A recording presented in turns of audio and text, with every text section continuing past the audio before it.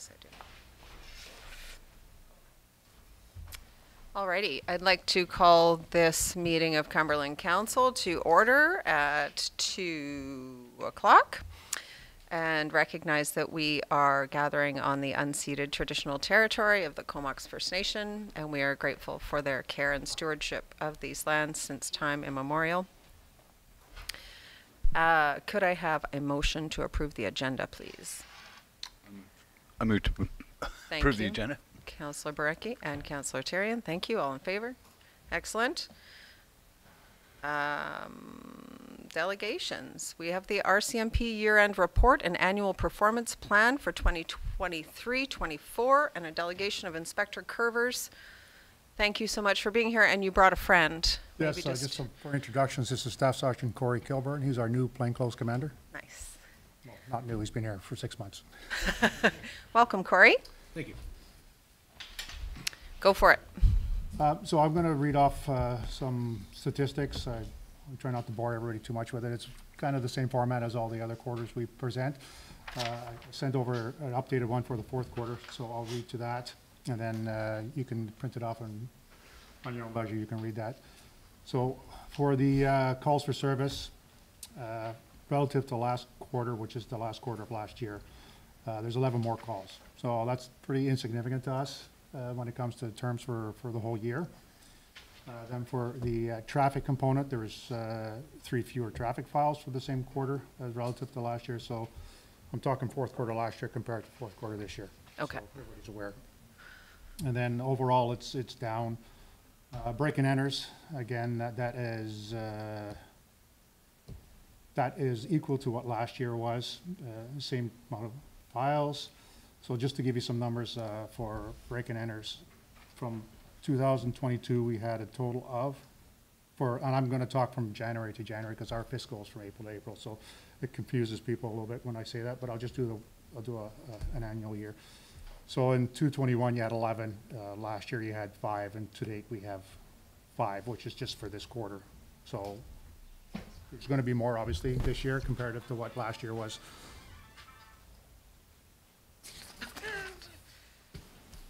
Does that include like people breaking into No, cars? that's different. That's a different scoring. So that's theft from motor vehicle. Okay. So this is just break and enters, and we didn't differentiate between commercial and residential. Okay. So there's not that many. Last year there wasn't that many. This year, you're in the first 4 months, you already have 5. So Yeah. you're going to obviously going to have an increase over the next several months. And here we are, theft from vehicle, which is next. So last year you had 21, and we're at 3 right now. And if you compare to the last quarter from last year, you have 2 more, comparatively speaking. So part of the scoring for this is linked into your priorities, which you agreed to last year, which is the lake patrols. So the Canada Shipping Act, unfortunately, the way it works, we only do that in the summer, so you're only going to get stats for the summer. And we didn't have very many. And 0 means nothing. So, Is that boating offenses on the lake? yeah. Okay. Yeah, those boating offenses. Unfortunately, due to resources, we didn't get a lot of opportunity to get on the lake with all the other operational requirements, so we didn't get a chance to do that too much. And when we did, most people are compliant. Nice. So that's the lifeboat, life jackets and things like that. Just, we look for hull numbers and life jackets, the kind of the simple stuff to make sure everybody's compliant that way. Files at Comox Lake, Cumberland Park, and Cumberland Campground. Last year we had 12, and this year we have 4 to date. So this last 3 months we've had 4 calls to the campground. That's obviously going to pick up in the summer, and we'll see where that lands by December to see if we have an increase in that or not. So on those, the reporting we do is linked all to your priorities. So last year, I'm going to go segue right into the priorities because I'm kind of finished with this report. So last year, your priorities were crime reduction, which is prolific offenders, and police community relations, which you're working on hard on, safety, which is the watercraft, which is the Canada Shipping Act, traffic, road safety, and parks and campgrounds. So those are the 6 that you identified last year that we agreed to, and we kind of work our report to that. So Awesome. I can open up the floor to questions. Yes, thank you. Any questions from council? Go ahead, Councillor Kettler, and then Councillor Barecki. So the priorities that you just listed, are they actually prioritized, or those are just what you're? That's just how they, sold on the mouse click. If I click it first, it's going to be number one. So those are the ones, they have equal value. It's Okay. just the order they come out and how we populate our document. Thank you. Do you include drinking and driving in that on the lake much, or alcohol offenses? Yes, that's part of it. We can do that as well. But it's actually pretty compliant. So we, even when we're doing our patrols to Hornby and Denman, when we're doing Tribune Bay and all the other surrounding areas, it's actually quite compliant. Good to know. Other questions?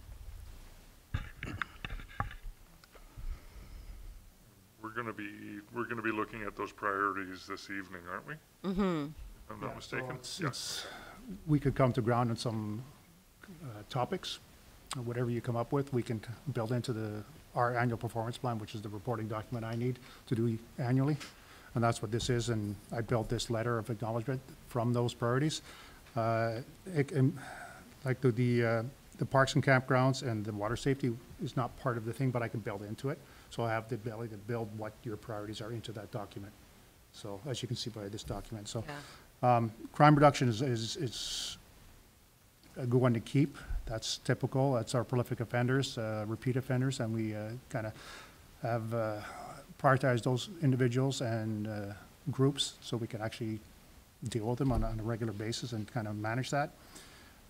Police and community relations, a lot of the communities have that. And that's coming to council, having access to us on a regular basis. If you have issues or concerns, that you can email us or phone us directly, and then we can kind of deal with those little issues that we have. Go ahead. Do you see any gaps from last year's priorities to this year's that you might personally identify?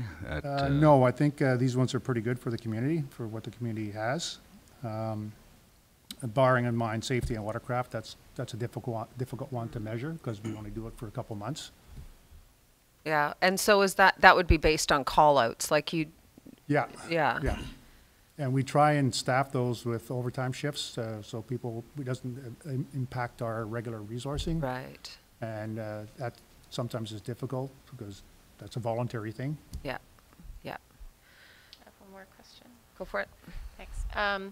So we have some office space for you in the old fire hall, and we have that new parking spot, I think, Yeah. as of last year. And I was just wondering how that's working for you, and if that's For the individuals that use it, it's great because we can come here, and if we have to talk to some people and do some interviews, we have that space, and it's fantastic. We try and encourage people to use it and come here, especially we don't have to transport them back to the detachment to talk to them. We try and do that here. So it is very beneficial to have. great. Thanks. Do you know roughly how often they're using it? I don't measure that, sorry. Do we keep any? Okay.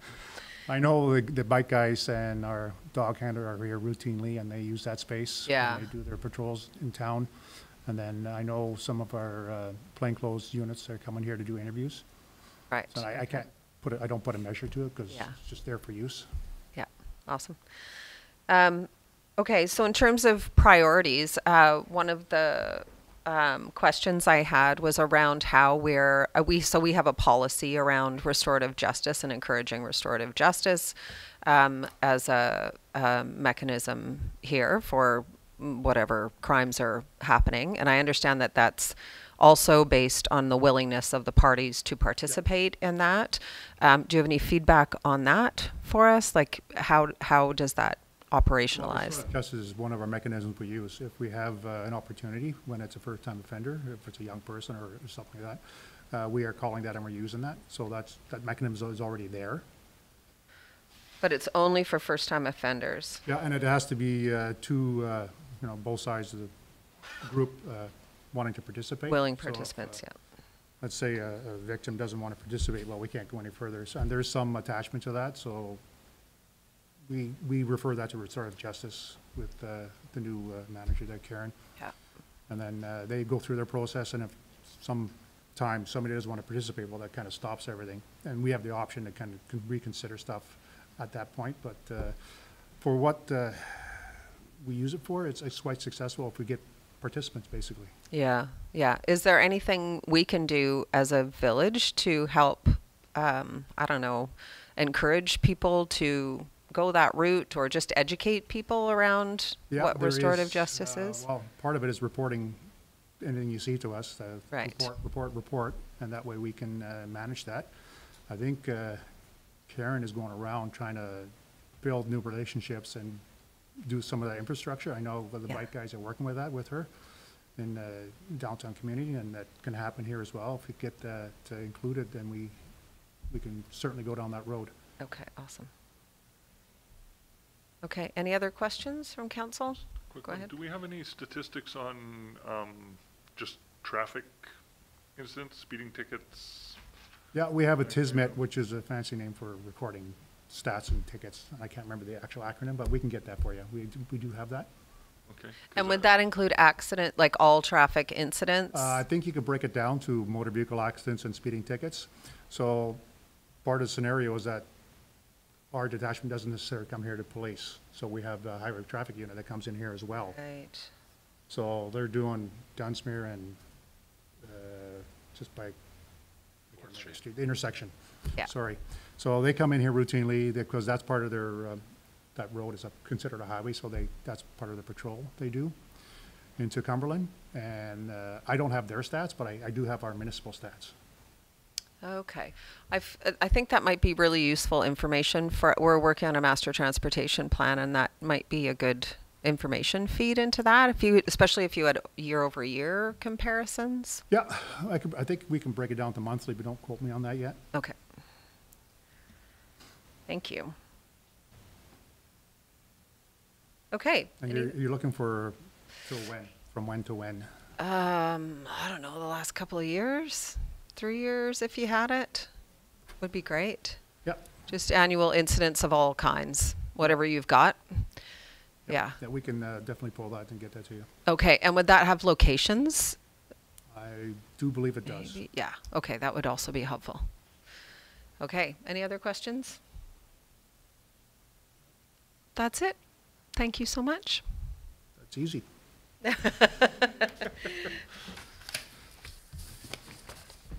It's probably a different conversation in Courtney. It's a different conversation. In each community, I imagine the conversation is quite different. Thanks for being here. Thank you. Thank you. Yeah, nice to meet you. Okay, and now we have, we're going to receive that delegation, please. So moved. Thank you, and a seconder. Second. Thank you. All in favor? Thank you. And now for you, Rock. Come on up. You're welcome to sit or stand, whatever you're more comfortable with. I'll stand. I need a little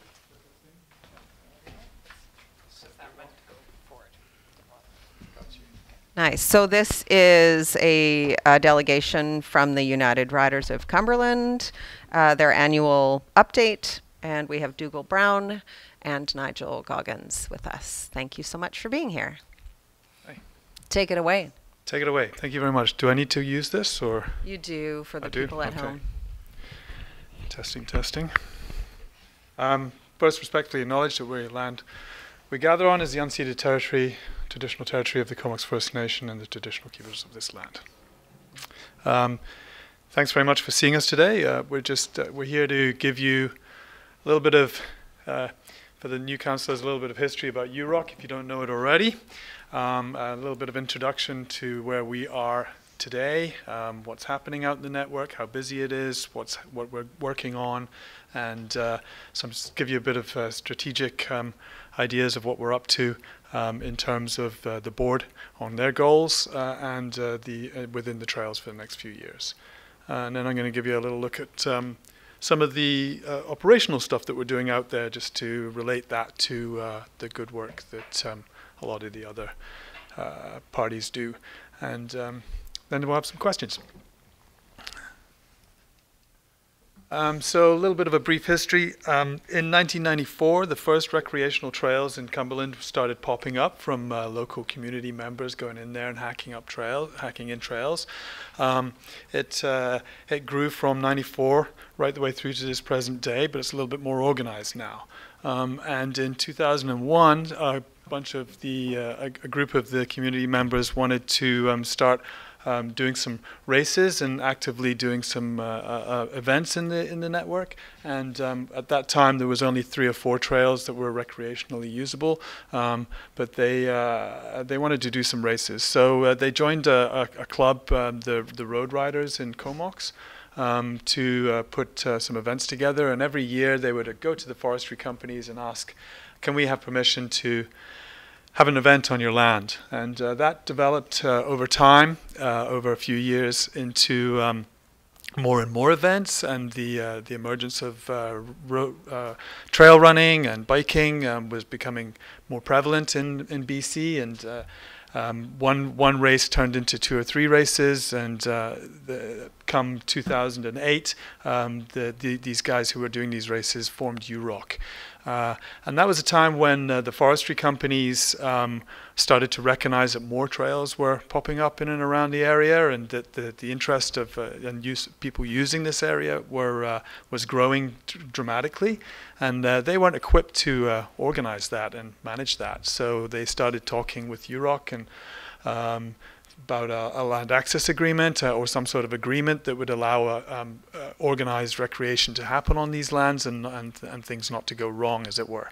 So in 2015, fast forward a little bit to 2015, UROC was a bit more organized. There was a group of board of directors, and a land access agreement was written up and built for then Hancock Management and then now Mosaic Forest Management, and with the Village of Cumberland. Come 2018, they appoint their first trail manager, and the board of directors gets to 9 people, and then an executive director in 2019.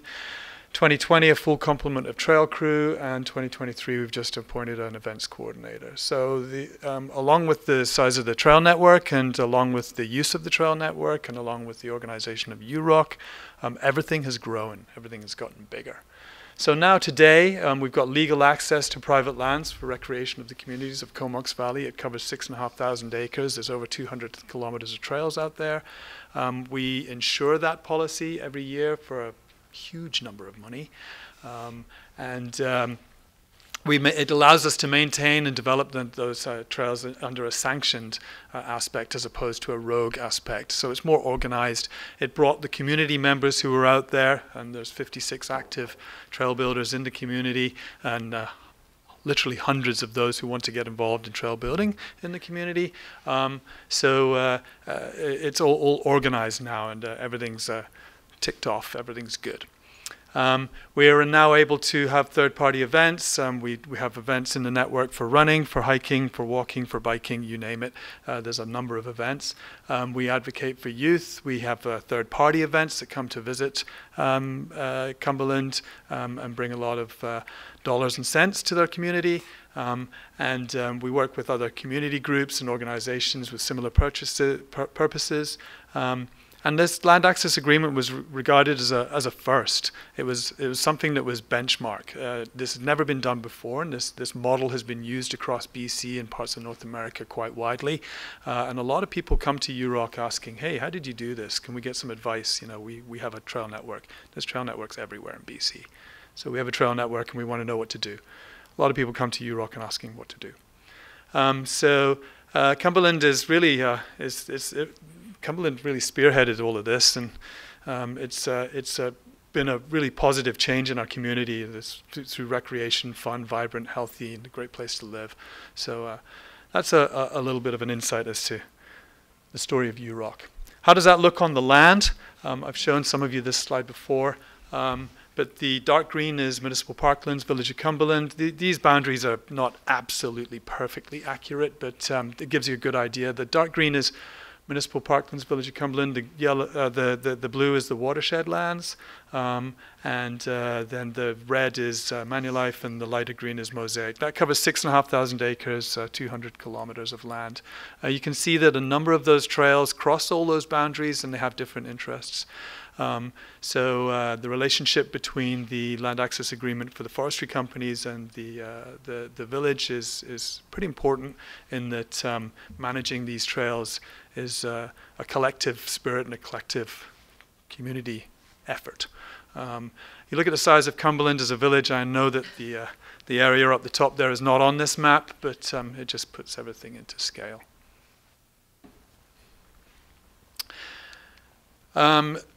A little bit about the usage, and I speak about these numbers in terms of all users, not just mountain bikes. It's not about mountain bikes all the time.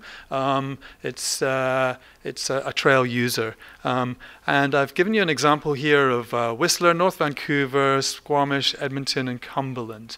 We're the 5th busiest network in North America.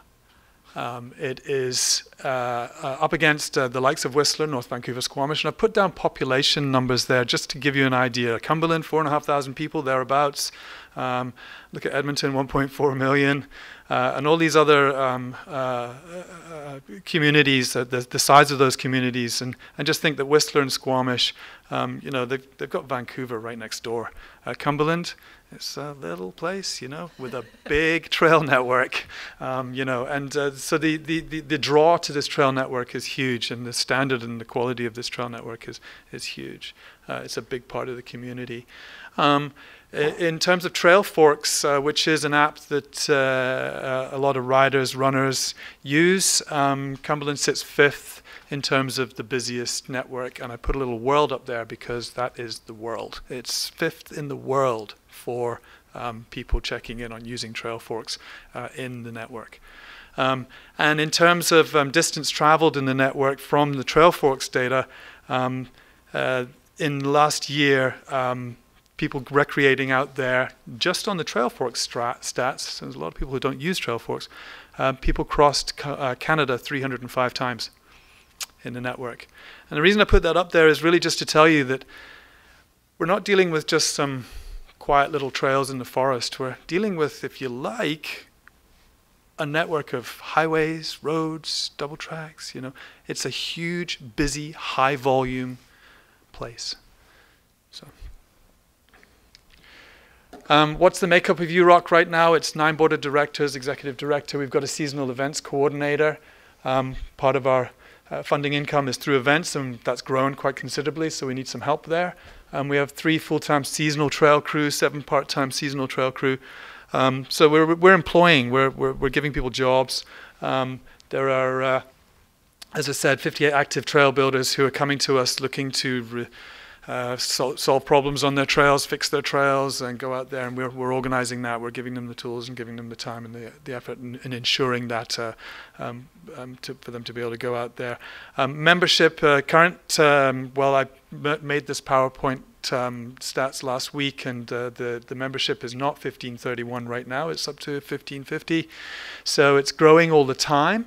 We've been consistently in the last couple of years in and around the 2,000 members, and that's made up of Courtney Comox and Cumberland mainly, but that is one of our main sources of income towards our funding of our projects.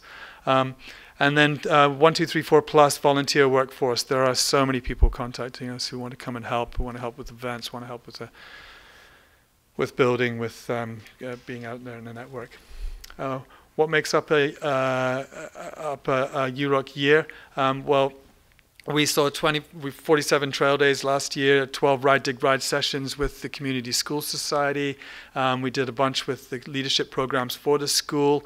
We're transitioning a lot of the trails into adaptive trails to be a little bit more inclusive. It's not just able-bodied people. We can get people who use different means of travel into the network. So we've been doing a lot of work editing those trails, and that's not just in the Village of Cumberland trails, that's throughout. So that's been a really good effort.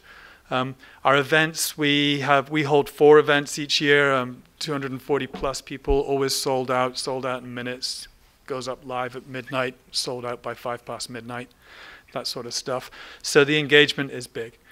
2 electronic events, and then we host countless third-party events. And you'll notice the makeup of those events are not just mountain biking. They are trail running, hiking, walking, all of those different kinds of variety of events. So we're feeding our community with any means to getting into the network. We do women's rides. So there's 500 unique users last year, 47 volunteers, hosts who come in and guide, and we give them first aid training, and we do all of the necessities that they need to be a host and take people out into the network. And then men's group rides. Men's are a little bit more humble. They don't like it to be formally organized, but I can tell you that there's hundreds of group rides that the men do. We don't formally organize it, as I say, but it happens every week, and it's well attended. And that's across all levels, beginner, starters. I've shown you the UROC membership growth there. 2019, 827. Today we're sitting on 1550, and it's, what are we, in March? So we're probably going to see quite a bit of growth this year, 2023. Just note that the male-female split, 54-46%. It's kind of equal. So we're reaching everybody. And then very quickly, I'll just pop through this industry and local wealth. In the community, there's bike stores, there's industry manufacturers who have moved into the area. There are bike representatives from major brands that live in this community and operate from this community now. We've got youth who are on World Cup winners. We've got Emmy Land, who's just recently come first in the Enduro Series. Like the investment in youth right now Cumberland is like getting it done. We've got multiple Olympic and national winners who live in the community. The national downhill coach also lives in the community. It's a big deal. Cumberland Trail Network is a big deal. The UROC board, 9 smart, awesome people, all trail users, runners, bikers, businessmen, municipal workers, you name it. We've got a real nice spread of the board. It's a nice measure of the community. They have got some strategic goals this year. We put these together at the end of last year, and UROC is getting bigger. UROC is getting more. Needs more capacity, and we're doing an awful lot more. So we've got to try and be a bit more organized and plan our things out. So we've got these strategic priorities for this year. One is to financial funding. We're seeking a long-term plans for stability. We've got multiple ways of getting that funding. We reach out to membership, which is one of our core ways. Events, businesses will sponsor us some funding. But we also look to the Village of Cumberland and the communities around us that support us not just financially, but also in ways of process when we're going into the Trail Strategic Plan for the CVRD, which is coming up. We're looking for some help there. We're also developing a plan on how UROC is going to manage and organize its races over the next 2-3 years. We do 4, as I say, sold-out races every year, and various electronic events. We've just taken on a coordinator, and that is a way that we help fund ourselves. So we're planning getting that a bit more organized and getting some nice templates together there.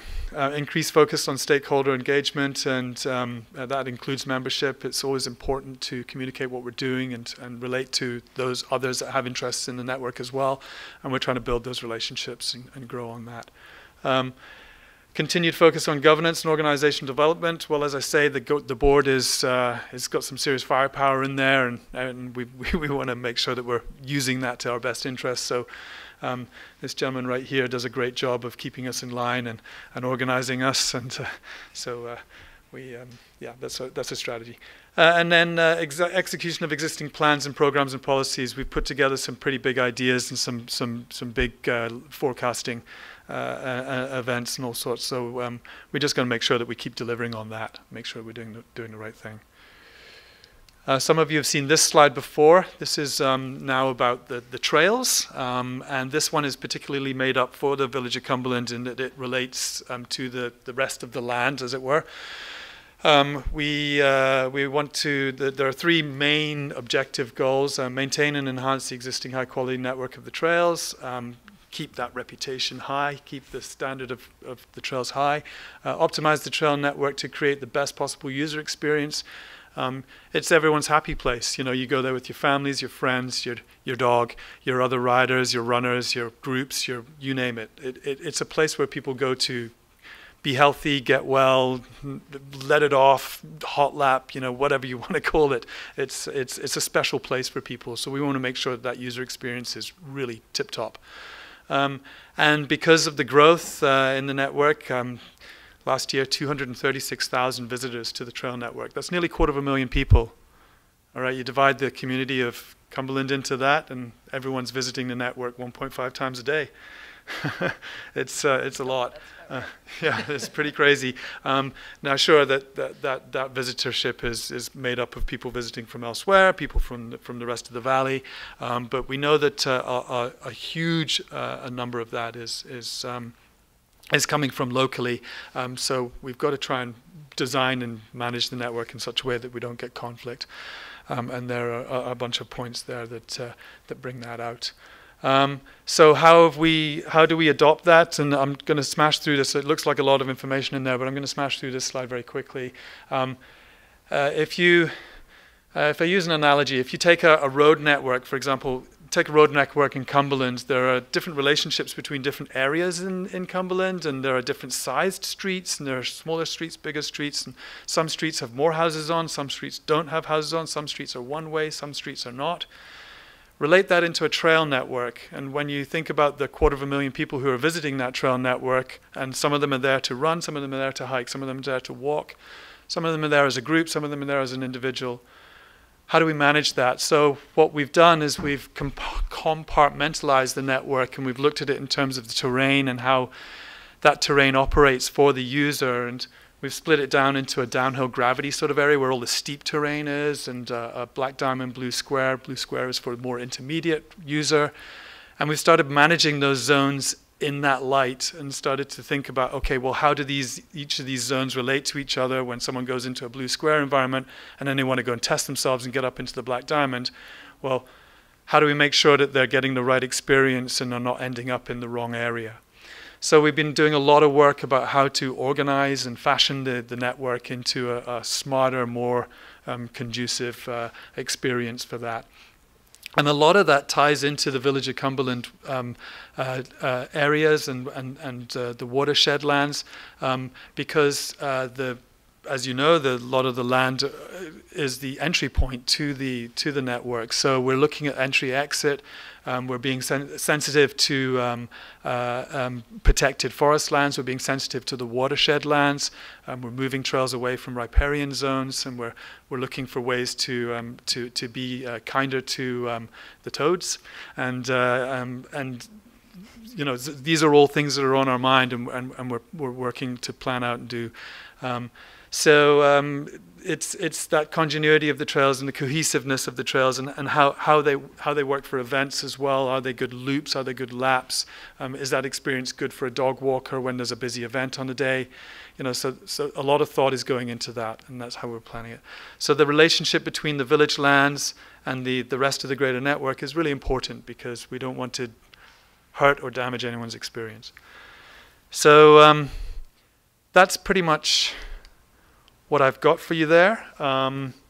We're here to stay, we hope. UROC is UROC is an organized group of people, and as you know, as I've just laid out, the trail network is not getting any quieter or slower. It's getting busier and more, and we're looking forward to the years ahead, and we just wanted to give you that update and where we stand, and yeah, looking forward to there. So, thank you so much, Councillor Brecky.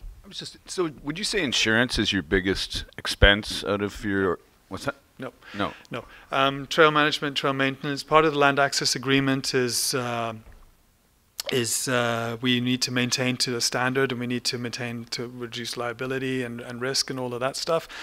So that is the trail crew that is out there and harboring all the volunteers to come together to get those trails into really tip-top shape, so that we don't have that problem. So our largest expense is with administering the land access agreement and all of that reduction of conflict and trail sustainability and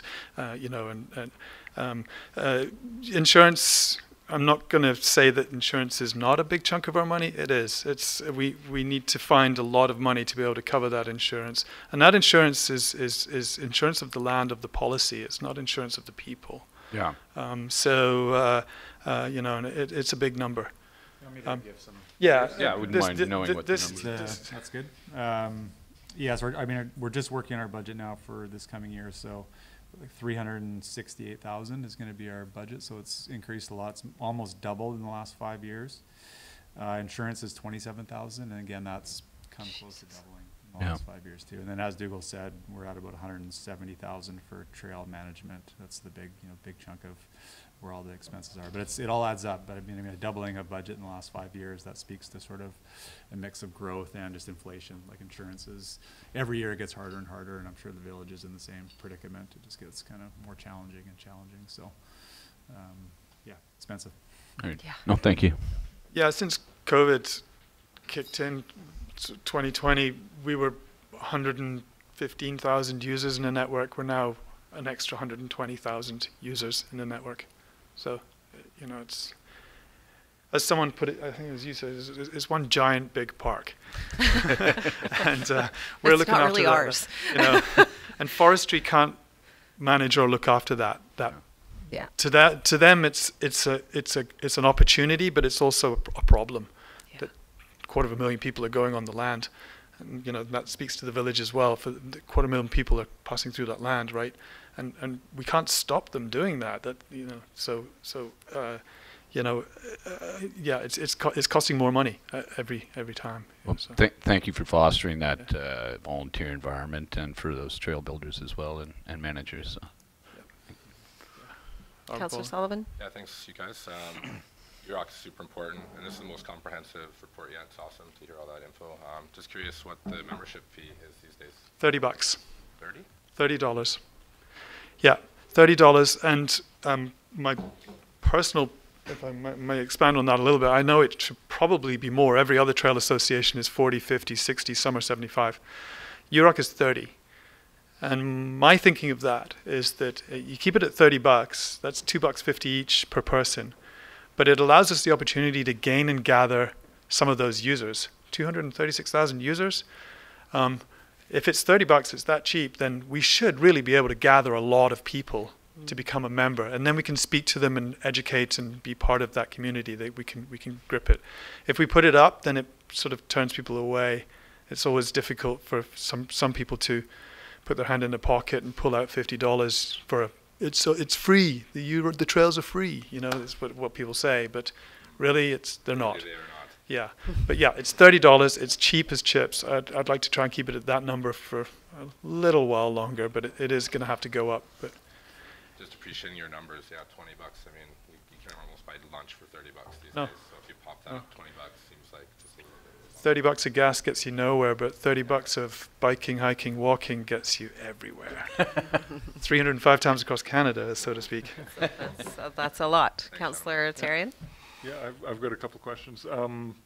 Do you sell like weekly memberships No.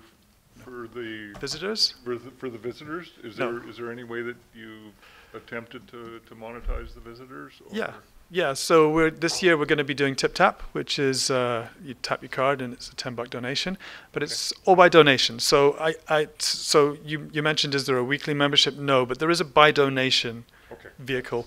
So we've got a membership tab that people can either tap into and give us their details, or they can just swing us some dollars. And so every point of sale in the bike stores, every several point of sales in the village, there are places that you can donate to UROC if you come here to enjoy the trails for the weekend or whatever.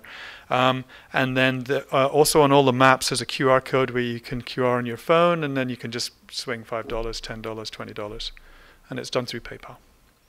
So that's the way that we gather those donations each year. We get about $11,000 from people donating to us.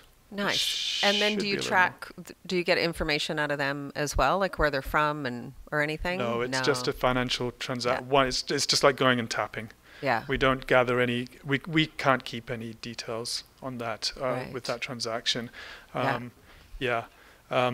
If there was a way that we could do it, every single trail association would be. Would be doing it. In New Zealand, there actually is a tap system, and anyone who enters the network, they tap, they pay $1, and those trail networks are doing good.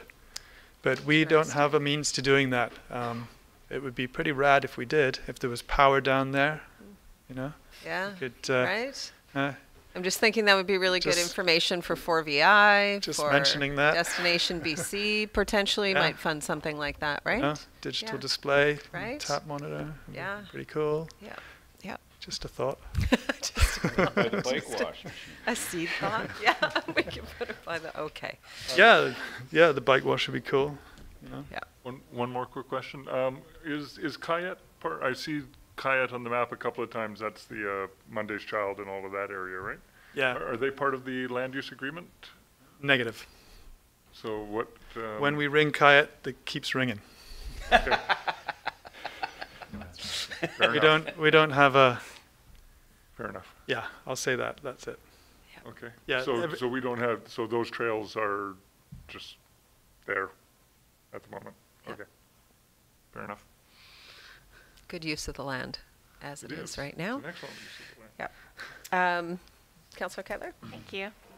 Thanks, Dougal. Yeah. Thanks, Nigel. I think, you know, the trail network and UROC itself is a great organization, but an amazing amenity for the village and for the region in general. You know, not just for physical health, but for mental health. And I think also people getting out into the woods is really important for environmental awareness, right? And I think in the current state we are, I think that's also important, that there's a connection there that people are making, and hopefully then taking action in other parts of their lives based on that connection. And you guys have grown enormously, and the level of sophistication in your organization has grown, and I think that's wonderful.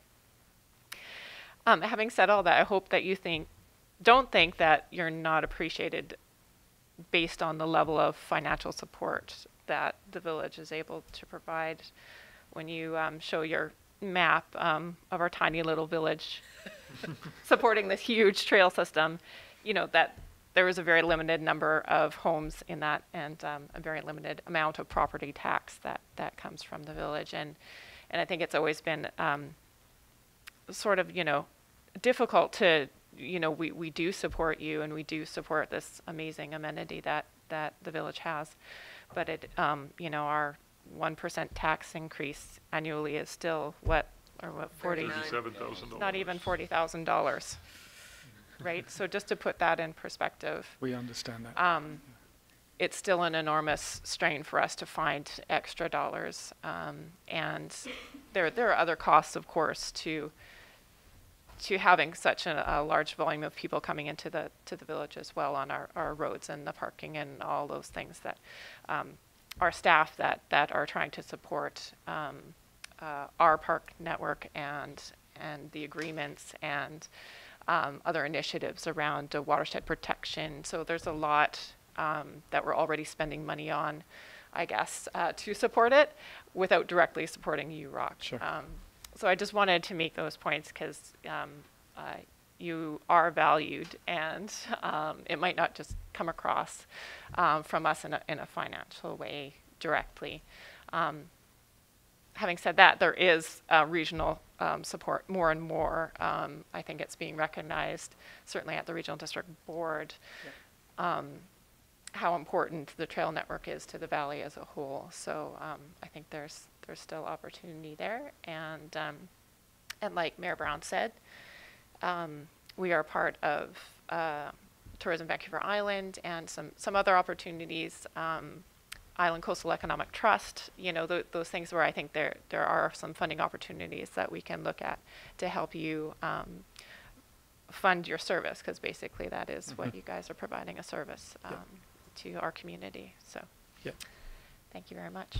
Yeah, that's great. And we look forward to the the notion of some sort of regional parks initiative that allows, you know, not just this regional park, but other regional parks to get more funding from other municipalities, right? So, you know, as you point out, we get funding from the village, from CVRD, and from those other organizations. We don't get funding from the town of Comox or Courtenay, right?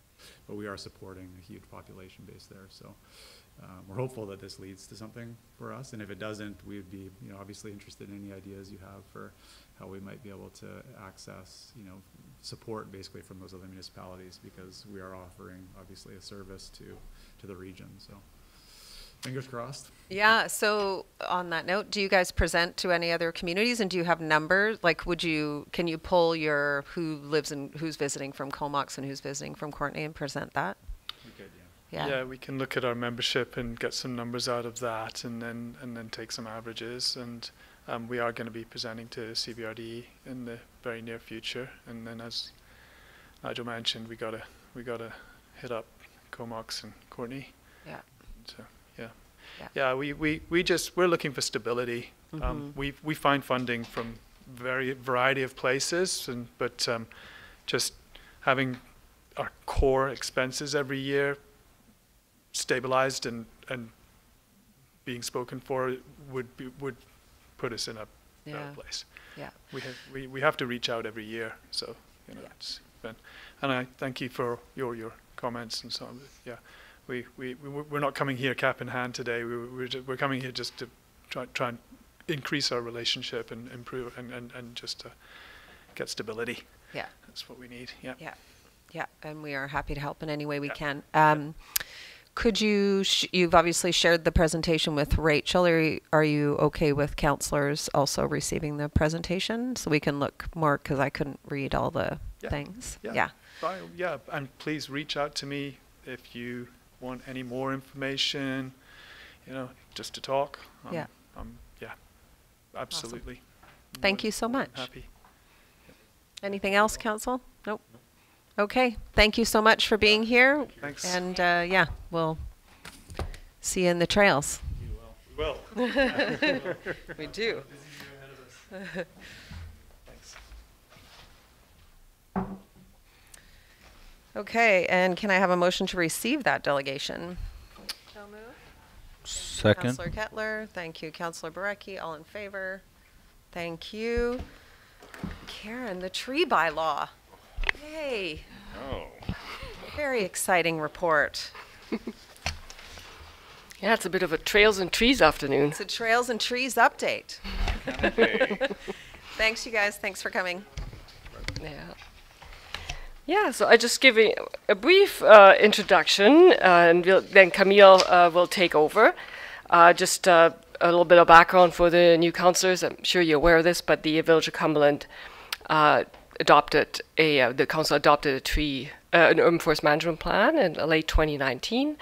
And one of the a couple of the key recommendations were, one, to increase the canopy cover over our urban areas and maintain it within the entire administrative boundaries.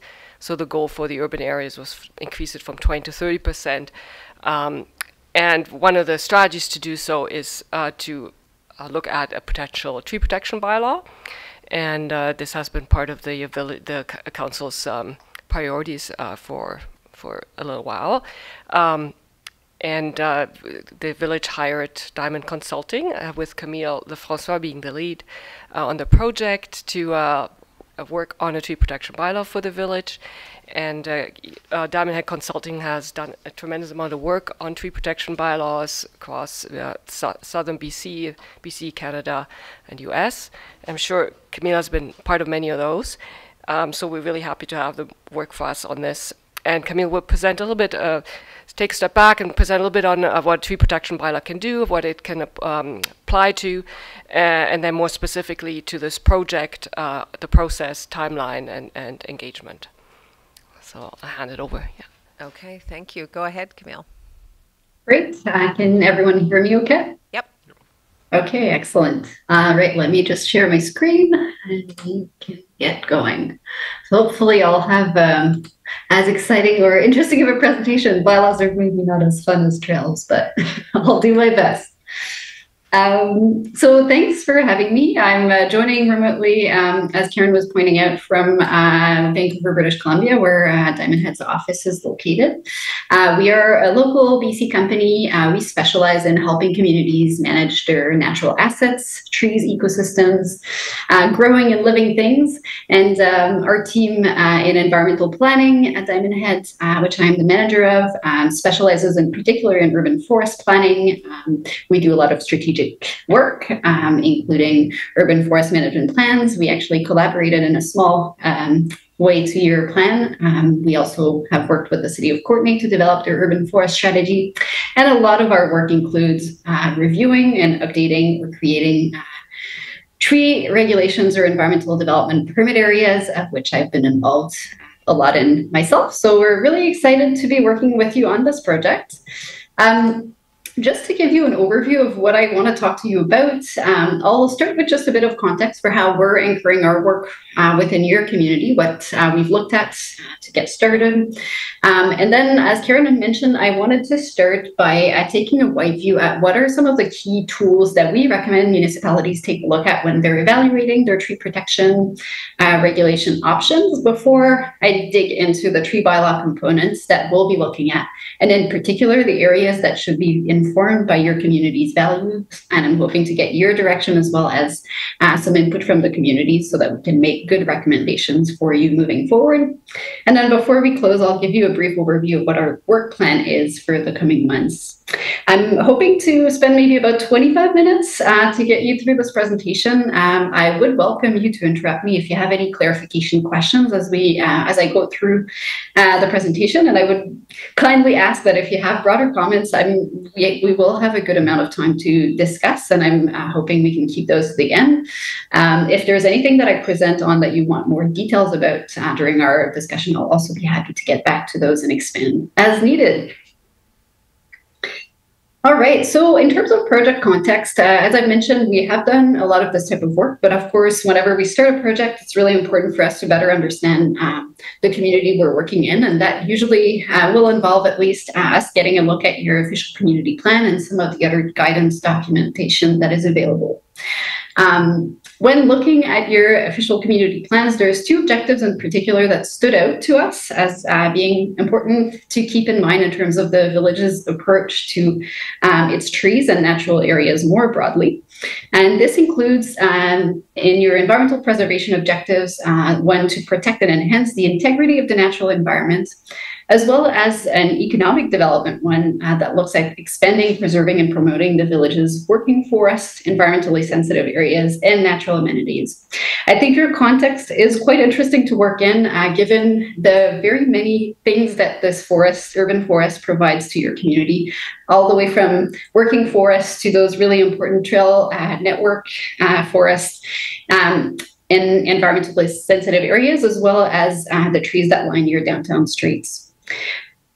As was mentioned as well, of course, you already have adopted an urban forest management plan, which is great, and it's always a good way for us to launch from to understand the condition and changes in your urban forests over recent decades, and to inform what we might recommend for your tree protection bylaw. Your urban forest management plan does identify that canopy cover loss happened, and that development was one of the contributors of that loss. It also found that there was some level of support for having more regulations in place. And as was mentioned as well, you do have a fairly ambitious target of increasing your canopy cover by 10% between 2020 and 2040 within your urban areas.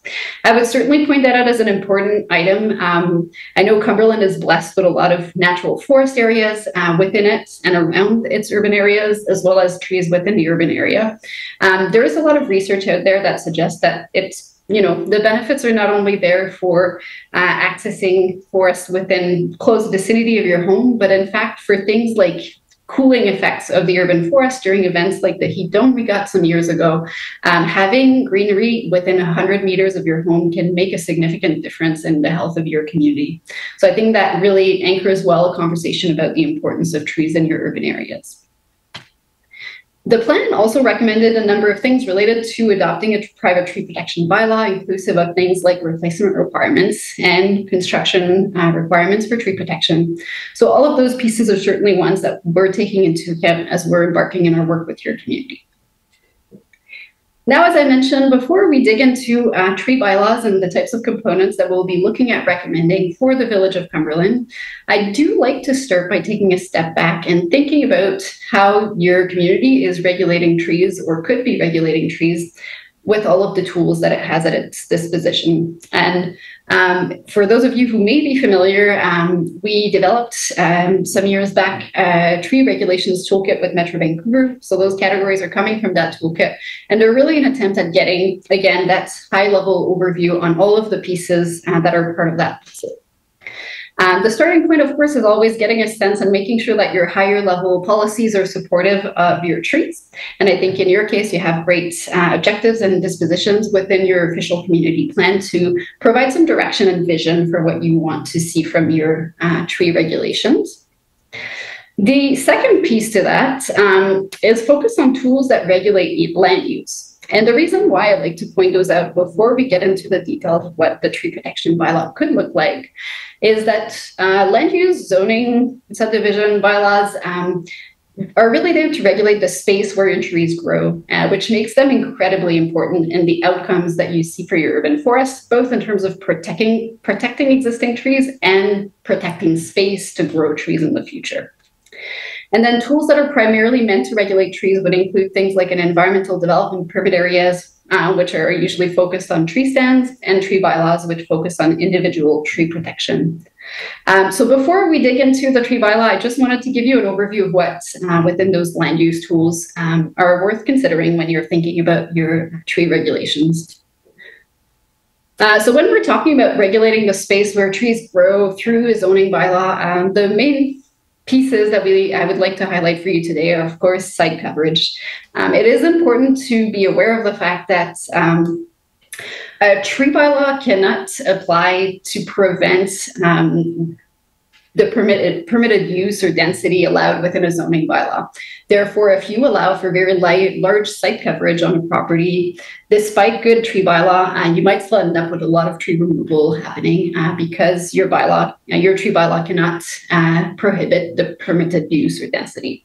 So it's important to understand what the impacts of different types of housing options, building, site coverage would do in terms of the outcomes for the urban forest.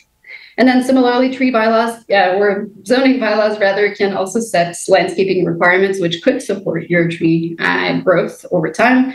In your case, you actually have a tree planting requirement when laneway housing is developed. And that's a great example of using those landscaping requirements to grow trees over time. And then I'll just mention briefly that subdivision bylaws are also in that list because they do drive a lot of things with regards to new development.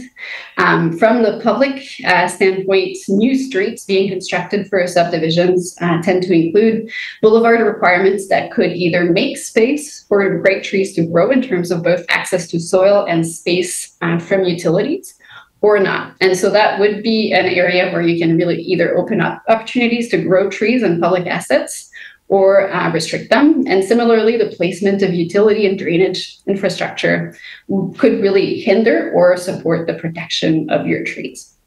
Can you, excuse me? Yeah, go for it. Can you just speak a little bit more to that, the utilities and drainage? Yeah.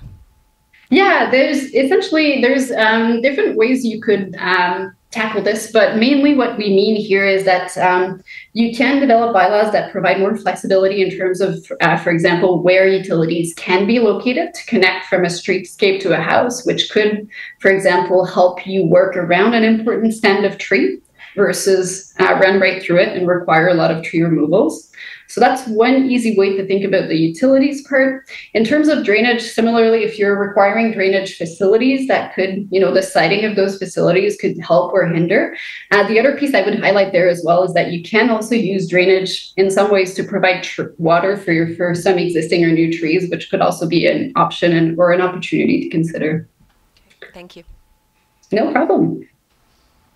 So I'll leave it at that for the land use tools, but again, important to bear in mind, because I think we don't want to, dig too deep and too narrow into the tree bylaws, and I think it's helpful to consider those other pieces up there. The last one I'll name before we dig into those tree bylaws is related to development permit areas. So you already have an environmental protection DP in place, which includes protection and restoration requirement for forest ecosystems, among other ones. And that's a great way to protect stands of trees as a whole. Similarly, you also have some form and character development permit areas that include great landscaping requirements. And again, those are a great opportunity to leverage in terms of ensuring that some of your new development would include some tree planting and or retention over time. So kudos for having those in place. And so with that, let's dig into the heart of our topic, which is tree protection bylaws. In our work on those types of documents, we really like to break down two types of recommendations that we anticipate coming to you with when we come back with a report. The first set of recommendations are really focused on administrative and best practices recommendations that our technical team would recommend to ensure that the bylaw that you adopt includes all of the items to make it possible to implement efficiently, as well as aligns with best practices, particularly within the arboricultural field. And so that's one set of recommendations that we'll be working on to make sure that when we come to you with recommendations, we can give you the best state of affairs for what your bylaw should include. Now, the second set of those recommendations, which is really the focus of what I'm hoping our conversation today will be, and what we'll also be engaging your community about, is what we call value-driven. There's a number of decisions that can be made about what your bylaw will apply to and how it will regulate the trees that it applies to, that cannot really be dictated by one-size-fits-all best practices, and should really be anchored in your community. So my plan for today is really to give you an overview of the typical types of ways communities apply their bylaws, so that we can discuss what you would like to see in your community. Before we do that, I will give you a brief overview of some of the administrative and best practices pieces that our team will be looking at briefly. So application requirements are an important one, and that would include ensuring that your staff has access to the right information from applicants to be able to review the permits, depending on, again, what type of regulations we are implementing through this bylaw. Exemptions is another important part. Of course, tree bylaws will always include exemptions for things like removing hazardous trees. That's a very common and logical one. It's also important to note in your case that the municipalities are actually don't have jurisdiction to regulate land that are falling under the authority of a tree farm or land that's managed under the Forest Management Act. So that would be also an exemption that you see in the bylaw in an area where the tree protection bylaw won't really be applying. Tree protection measures during construction is something that's highlighted in your urban forest management plan. It is very important to make sure that you're not only protecting the trees, but also preventing damage to them during construction. We'll also make recommendations about the timing of allowing tree clearing, especially for permits that are tied to development. Some communities, we see a lot of clearing happening very early at subdivision for work that isn't required until you really get to the building permit stage, and that's also something that we'd be looking to prevent. And then the last couple pieces there that I wanted to highlight are related to technical standards to make sure that any replacement trees going in would be adequate species and have access to adequate soil, and enforcement measures to allow you to implement and enforce your regulation. So I'll leave it at that for the technical pieces. And as I've mentioned, I'm really hoping to give you an overview for the next few minutes of my presentation of those value-driven pieces. Here is that overview. We like to break those community decisions in three big categories. The first one being getting a better understanding of what it is that you want to regulate. And I'll be taking you in details through each of those three. But when we're talking about what we're regulating, we're really wanting to think about what types of properties or applications you want to regulate and what types of trees on those properties do you want to be regulating with this bylaw. Once we've set that piece, then we want to know what kind of regulations do you want to apply to those trees, both in terms of restricting the removals as well as ensuring they're replaced over time. And then there's a few more components that can be integrated to your bylaw depending on your preferences in terms of the implementation. So that's what I'm going to be giving you an overview of now, and I'm really hopeful that our conversation can touch on some of those points so that we can get a better sense of what you would like to see in your community. So I've got an image here of a fictional community, just to show you what I mean in terms of application of your bylaw to different types of properties or trees. So as I mentioned, when we're trying to define with a community what should be regulated in the bylaw, the first category I'd like to highlight is the types of properties or applications that tree bylaws commonly might apply to. The first category is some communities prefer to apply their bylaws sometimes only to developing properties, or sometimes some of their requirements in the bylaw to those developing properties. In your region, it's fairly common as an approach to focus the application of the bylaw on larger or greenfield properties, because that's really where communities are wanting to prevent tree removals and or ensure that replacement trees are planted over time. And in other communities, they prefer to apply this filter across the community and make sure that all properties are protected. Now, once you've defined what type of properties you're wanting to look at, in order to really understand how much of your urban forest you're looking to regulate, it's important to also define the types of trees that you'd be defining and regulating through this bylaw. The first category of trees that are covered in a typical bylaw are usually defined by diameter size and commonly referred to as protected trees. There's really three big categories, if you will, that you find out there. Some communities decide to protect only those large diameter trees that are shown on the purple color on this map. This would be trees that are maybe 60 centimeter or so in diameter. And that would be what a community might decide is the most important for their regulation to focus on. In blue, you might see that some communities decide to protect both those larger trees as well as medium-sized trees, maybe up down to a diameter of about 20, 30 centimeters. And that would be, again, protecting a slightly larger proportion of that urban forest. Whereas other communities might go down to 6, 10 centimeter in diameter, so fairly small trees protected across the board. Now, when you start thinking about how you layer in the type of properties that you want to apply your bylaw to with the types of trees that you'd want to protect, you start to get a better sense of how much of your urban forest and what parts of your urban forest you might want to apply your bylaw to. The other part or piece of that puzzle is that trees of higher significance. For a lot of communities, there's also some trees that are particularly important that communities decide to place additional requirements to protect more than their regular tree. And some communities that's supporting sensitive ecosystems, often in support to a development permit area like you have. Other communities also particularly value those very large mature trees and want to place additional restrictions on their removal.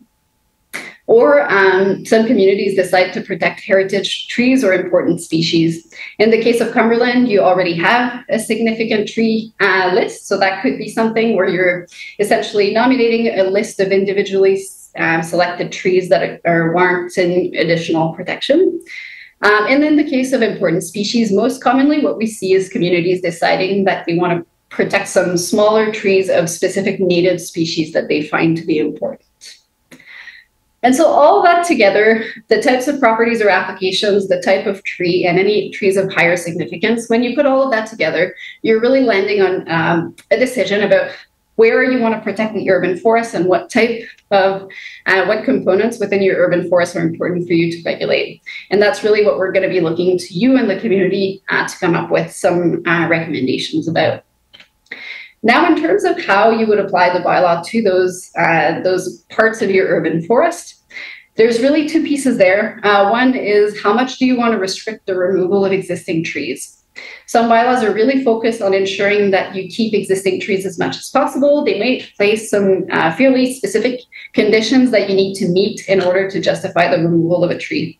Whereas in other communities, there are no restrictions on removing trees that are regulated, but rather they're making sure that they're applying some replacement requirements so that new trees are planted over time, and you end up keeping and sustaining your urban forest that way.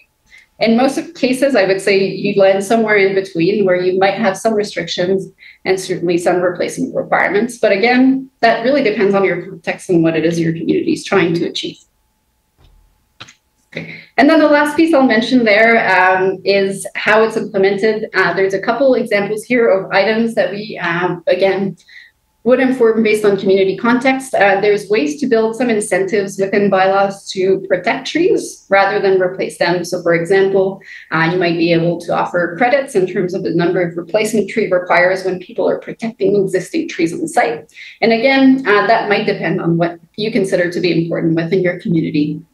Similarly, for permit fees, there's quite a range out there.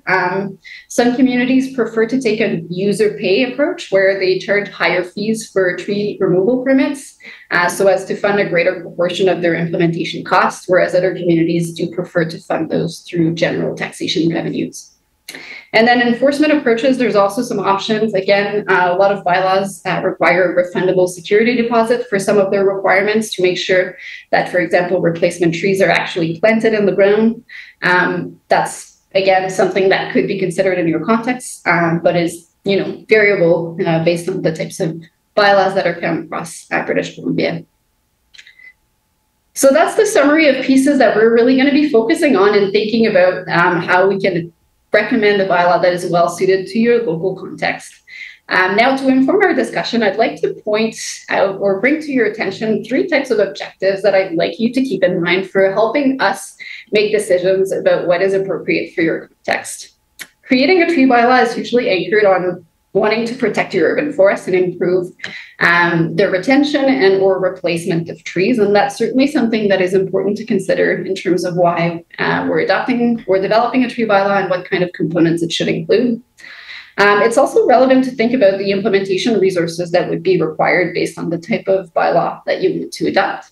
And certainly because they apply on private land, important to consider how many private property regulations or restrictions, if you will, you're comfortable placing on private property in order to achieve some of those objectives.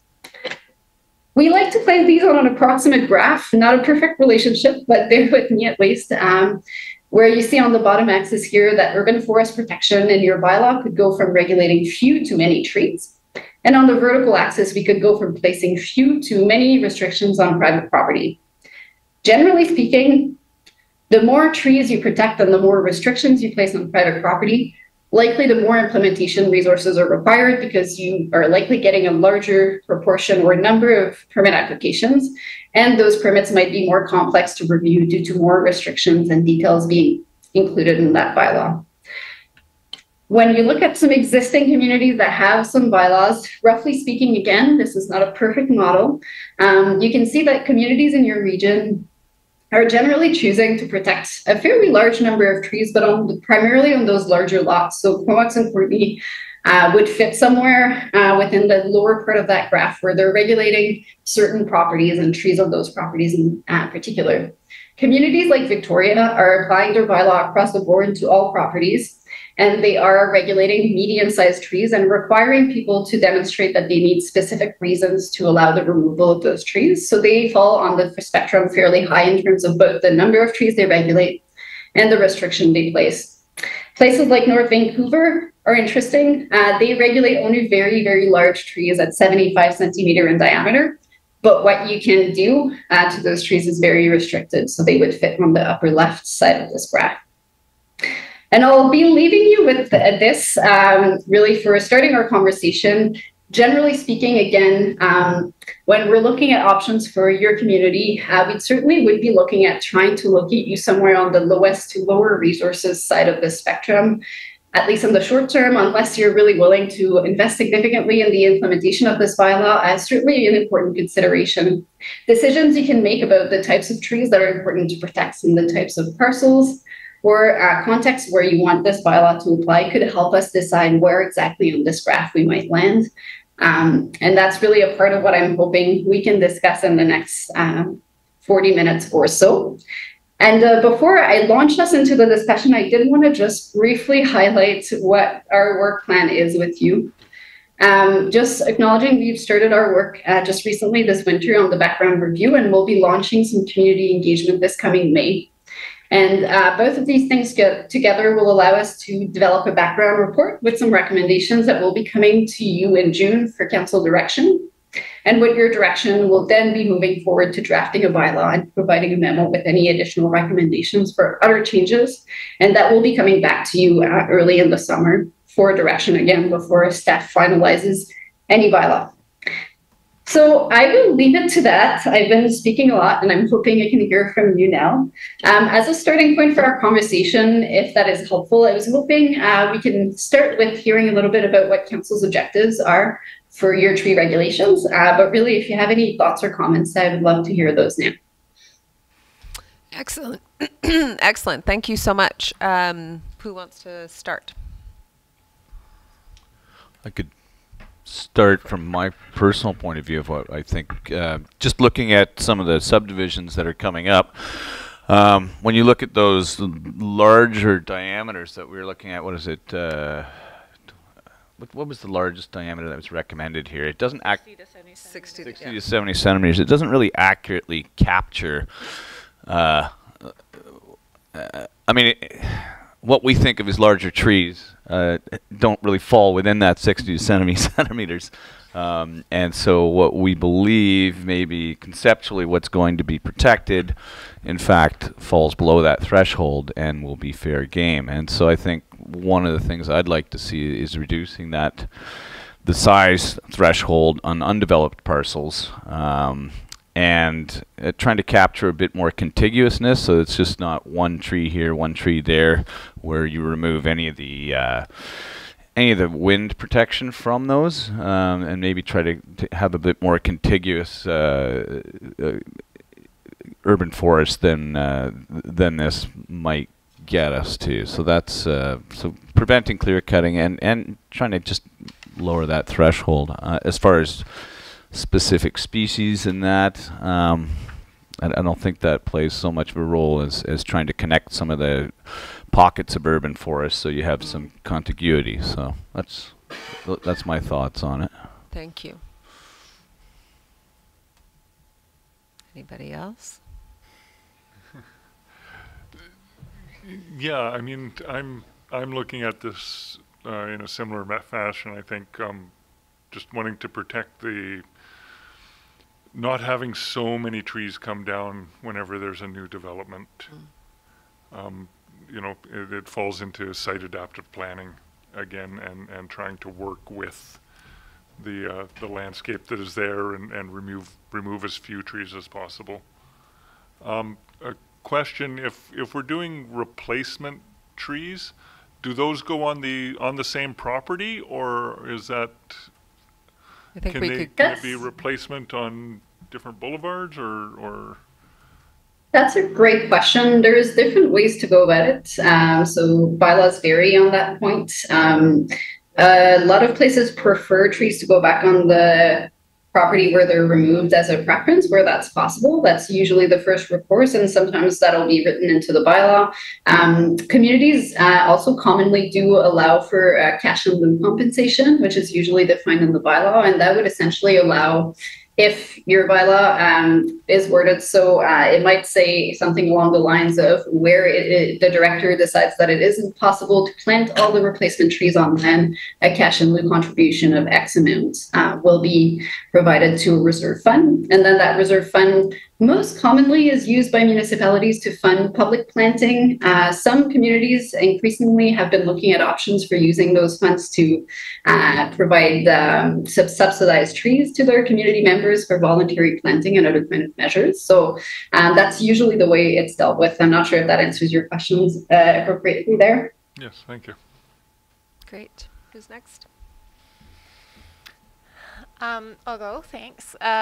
Thank you for the presentation. That was a lot of information to absorb, and I think it's a very big topic. I think those examples that you have up there, I would say yes to all three of them. I think that you were right at the beginning of your presentation when you said, you know, there's a lot we could probably do within our existing regulations to improve for example, improve the subdivision and development outcomes. Where I live in Coal Valley Estates, some of the subdivision regulations have changed as the phases have moved along. So originally, it was a requirement for each landowner to put a tree in their own yard, and now it's a boulevard tree in the newer phases. And you know, I think both have had issues, I guess, is what I'm getting at. You know, there's a lot of trees that were on individuals' properties that didn't have the soil depth and, you know, weren't watered or whatever. So they had low survivability. And then looking at some of the boulevard trees, I think they'll also be challenged just because of the terrain itself is very rocky. And so I think within our own subdivision regulation, we could look at the requirement maybe for increased soil depth in general. And maybe, I'm not sure about like the regulations we could impose on subdivision and land clearing. Like, do we allow developers to scrape down to the bare bedrock or blast away the entire organic layer? You know, there's a lot of things that I think we could improve on that don't necessarily have to do with a tree bylaw. But when it does come to a tree bylaw, I think Councillor Barecki was right. There's a lot of, because Cumberland's been cleared a few times already in past, so everything is second and third growth, that we would probably want to look at more medium size protection, and as well as specific tree types, and certainly what tree types get replanted is quite important, and we've seen and experienced some negative impacts of selecting improper tree types. So, so yeah, there's a lot here to discuss. I don't think I can say it all right now, but yeah, happy to work through the process. And yeah, thank you to staff for bringing this forward, and to Camille for all of this, and yes to those 3 examples moving forward. Thanks. Thank you. Councillor Sullivan? Yeah, I definitely agree with everything that council said so far. Definitely all those 3 bullets I agree with. I think the council would like to just see some developers try to work outside of the box for once. Whatever tree bylaw we come up with, I know that development's going to happen.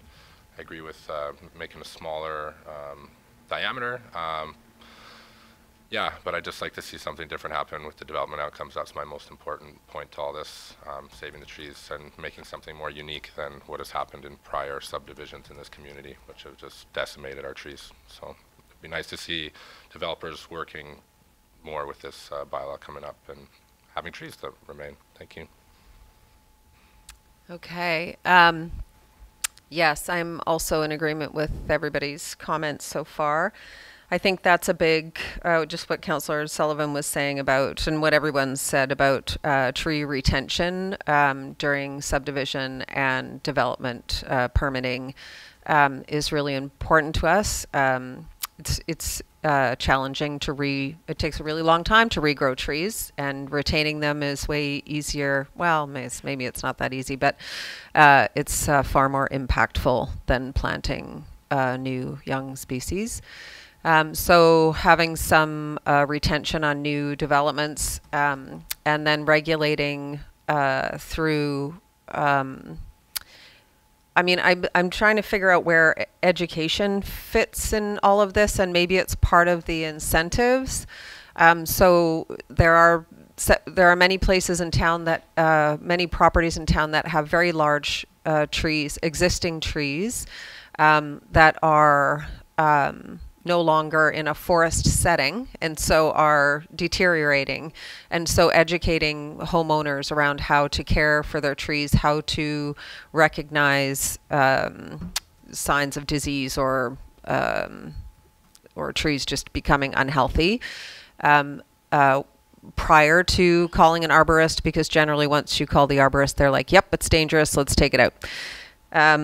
So that, and then I'm also concerned about the equity piece. So I really like the idea of having a cash in lieu bank, so that people who can't afford to purchase trees and plant them on their property could be subsidized in some way or incentivized in some way.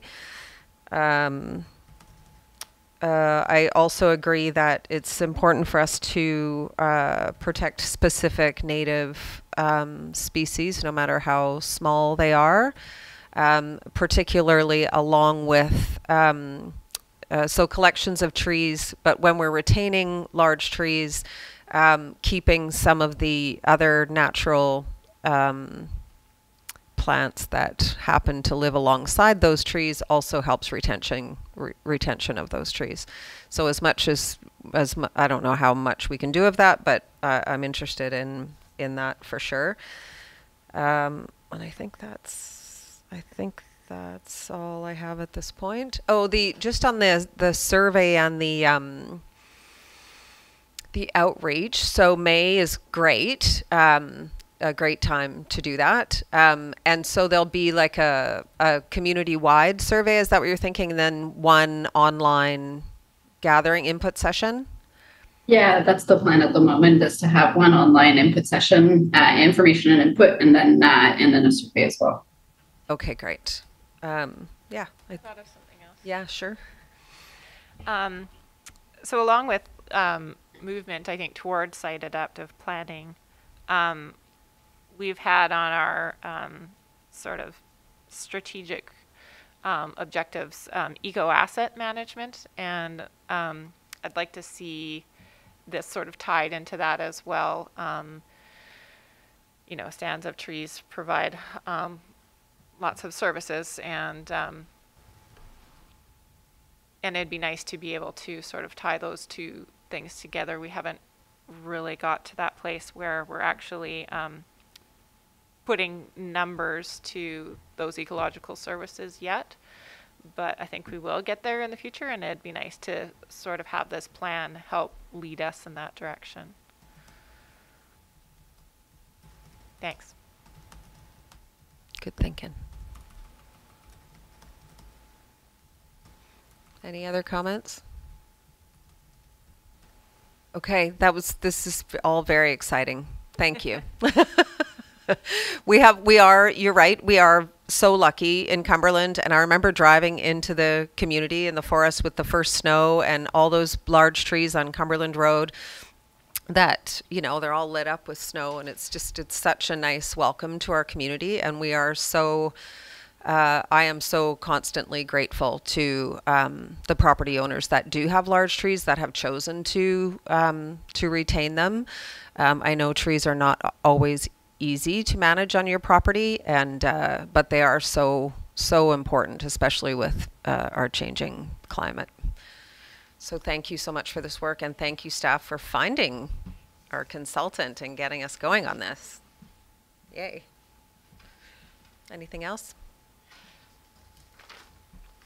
Okay, then we need a motion to receive the tree protection bylaw report. I'll make the motion to receive the tree protection bylaw. Councillor Baraki, second. Councillor Tarian, all in favor? Carried. Thank you so much for being here. Thank you. Thank you. Thank you. Okay, that's all I have. Question period?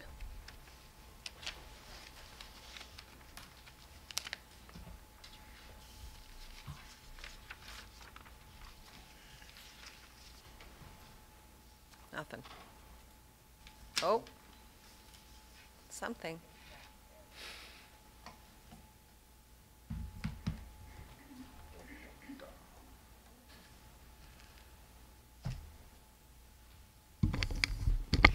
There is a question. If the village wants 10% increase in tree canopy, then the tree bylaw needs to cover everywhere, not just large lots. Is this what is expected? So she gave us 3 options, specific tree protection, areas of tree protection, and the entire community. And I think as we go through the process of consultation and discussion around how we might implement and manage those bylaws, we'll get a better understanding of how much and how much of the village we can cover and in what way. I presume we could have different zones that are protected in different ways, right? There's obviously a difference between Coal Valley Estates and the trees they have and the trees in the downtown core. So we'll have to account for that somehow. There's also ways of probably incentivizing that sort of thing as well. Totally. And given the fact that we had that very hot heat dome, I think generally across the whole village it would be a goal, but more of an incentivized goal rather than a stick. You have to plant trees here. Yeah, and I think I was just thinking too that about the like our water restrictions and being able to water trees and stuff, and looking at that as part of this too. There's many facets. Anything else?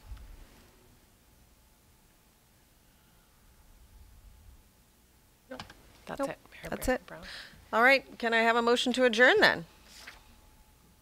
I don't want to always be the guy. I'll make a motion to adjourn. Thank you, Councillor Therrien. The closed portion or no? To closed, yeah. Oh. So somebody has to read the. Sorry. I'd like to move that council close the meeting to the public pursuant to section 90 of the community charter to consider negotiations and related discussions respecting the proposed provision of a municipal service that are at their preliminary stages, and that in the view of the council could reasonably be expected to harm the interests of the municipality if they were held in public. Thank you. And who's seconding that? Second. Thank you. All in favor?